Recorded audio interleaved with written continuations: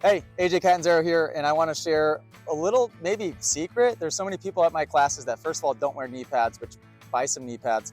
Buy the EVS TP 199 pad, which you can find on Motorsport, but also get some socks with the sleeve built in. So these are the EVS Fusion Sock. I've worn these, not this specific one, but this setup since I was on 50s. It goes all the way up to the thigh. This is the small medium. It has a little gripper that will hold on to your thigh. My knee pads go above that and they stay up all day long. Really, really good ventilation, even down here where it's a different material than up top.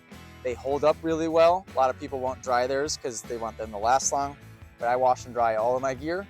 And these probably have 70 rides on them, this set alone. So they last a long time. Super comfortable. You don't get any blisters, which is huge. You can wear these with knee pads or knee braces.